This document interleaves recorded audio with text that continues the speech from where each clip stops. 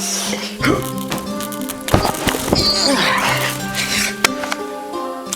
time.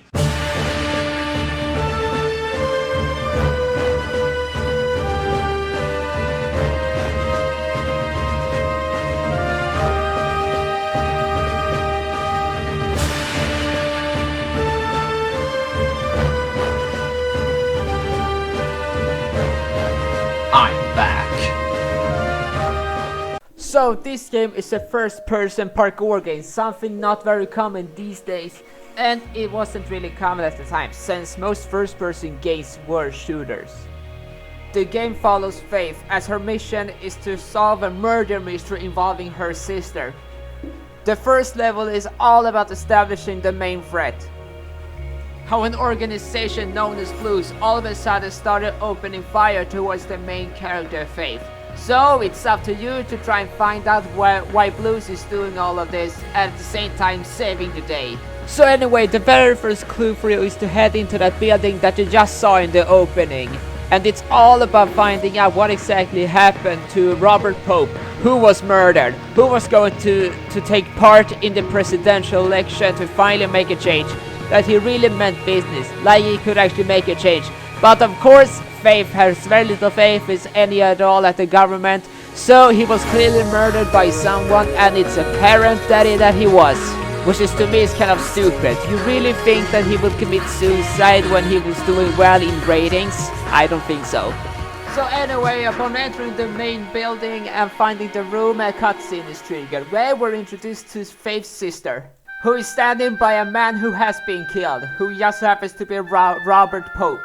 Faith wants to take her to a safe location, but she declines, stating she doesn't want to run away and is therefore asking Faith if she can help out to solve this crime. She accepts, but right before leaving she picks up a piece of paper, and now Blues are coming.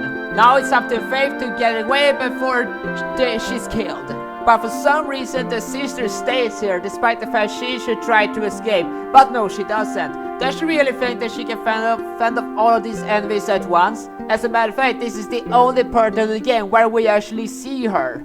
But yeah, just to point out, I haven't played this game for a while and so I don't remember all the controls. And it's noticed at this full part of the footage right here. I simply cannot escape, or at least escape not as easily as I could before. I'm supposed to be going out of a red door, but I simply am a total idiot and forget which door it is. Yeah, I died during this part of the game several times and tried to really get away until I was eventually able to get out, although it took a fair amount of time. So anyway, before starting up this game, you could choose the difficulty normal or easy, and you would unlock hard when you have beaten either mode. So anyway, what normal difficulty does is basically, it is the most average, the most balanced. The enemies take a fair amount of beating to beat, and there are also red obstacles along the way, known as runner vision. They show you the most ideal path to take to achieve your goal. Of course, you can also push the round button on the controller to actually know where you're supposed to go next.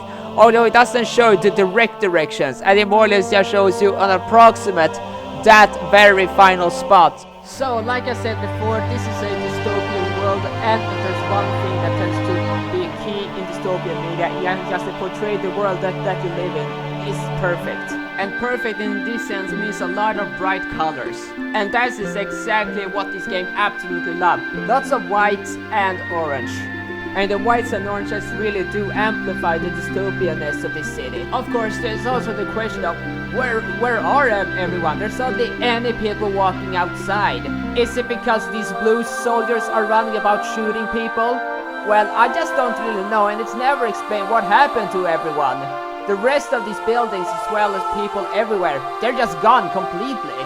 Sure, there might be a few of them appearing every once in a while. And yes, you might be thinking, oh well, people are most likely just down on the ground. Well, guess what? When you die, you don't actually see anyone, despite the fact you are falling down exactly on the ground. If you actually want to portray exactly what I said, then actually show some people being brainwashed, or maybe some people having different ideals. You know, there could just be a spot where you can just hear people talk to one another about things. There is a possibility to actually make this dystopian society a great social commentary, but no, that doesn't happen. The only thing that happens is that you encounter enemies. So, according to the lore of this universe, or at least for the runners themselves, they have the ideal that they're not going to kill anyone, they're going to hurt people and make sure that they're stopped dead in their tracks. To be fair, not a bad idea, but I kinda wish they would show that with perhaps another runner doing that very thing. But no, this is like the only runner seen in the core gameplay.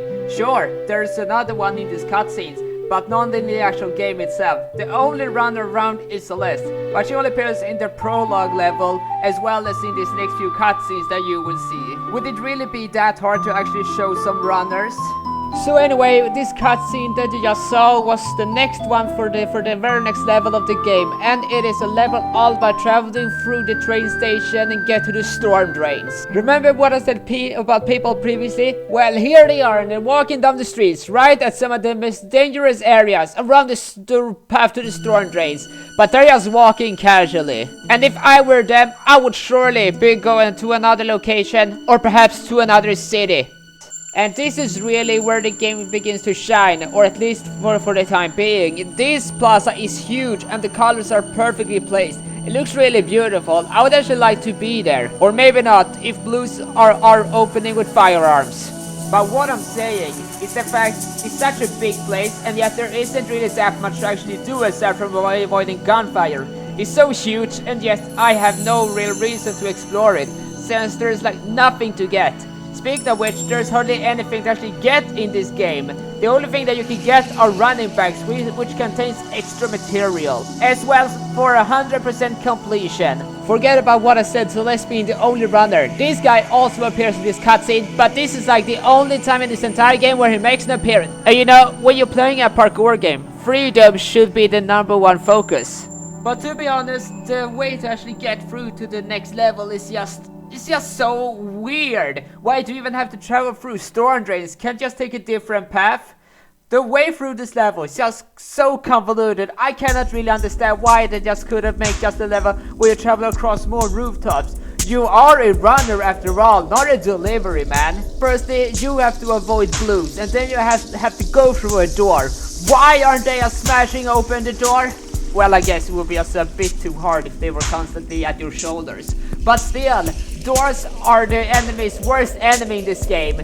They will never go through them.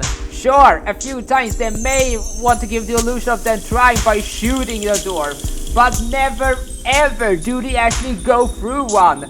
Well, anyway, now we are at the first location which begins to show the cracks in the gameplay. That is naturally tight spaces. There is no action at tight spaces. You simply have to use some puzzling tactics in order to actually progress upwards, which really kills the flow of the core gameplay itself. Parkour is supposed to be fast, not just slow puzzle solving. Speaking of which, these puzzles are not really that difficult. You just have to find out how to actually climb up from one location to another, which is not very hard, mind you, but it's actually really slow.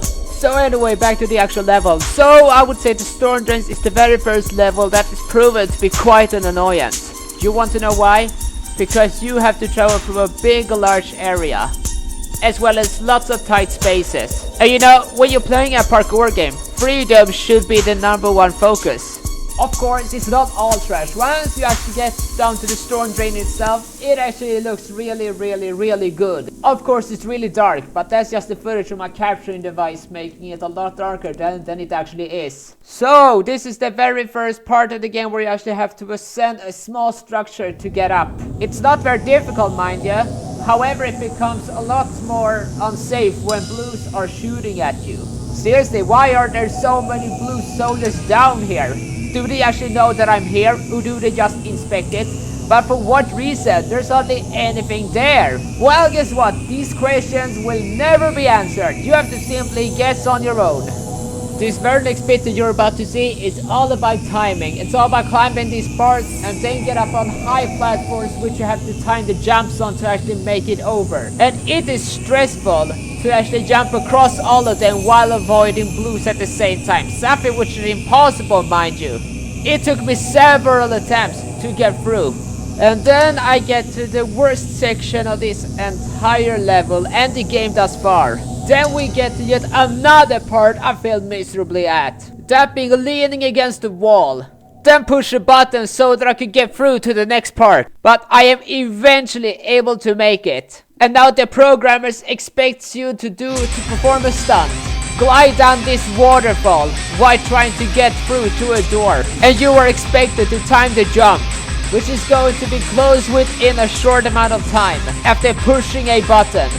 I got over within time, although I hurt myself, but that's because I haven't really been able to master the roll just yet, which is crucial if you don't want to get hurt.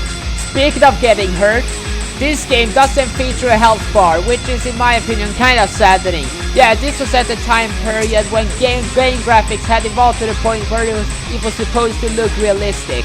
Gone were the days where you could see collecting appearing on the screen and where you had a health bar. And health pickups doesn't actually exist at all. It's a survival of the fittest. And now the next section is all about waiting.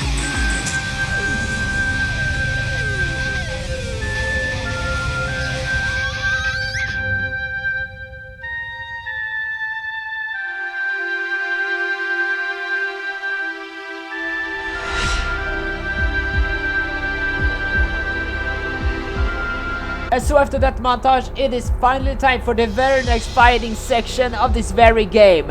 And it's annoying as heck. You have lots of soldiers shooting directly at you, and yes, you're gonna take them out one by one. It's practically impossible to do so. They're all grouping up on you, and you are supposed to, according to the lore, take them out one after the other. So I tried, and failed, and failed, and failed again. So you know what, I'll just show you a montage of how many times I failed at this very part.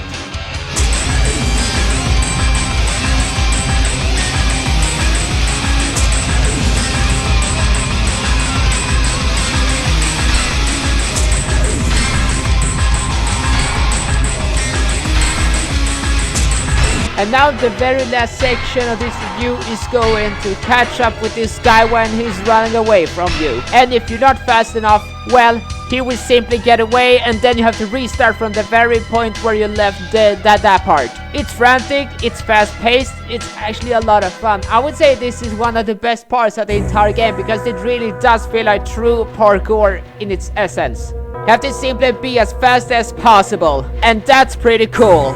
However, this has just been a taste of what you can expect by playing this game. I've shown you what you need to know, and if you want to play by yourself, then I suggest you doing so. Thank you so much for watching this review. Thank you so much for watching this video. The views on this channel has begun to grow exponentially, and I'm oh so grateful for that.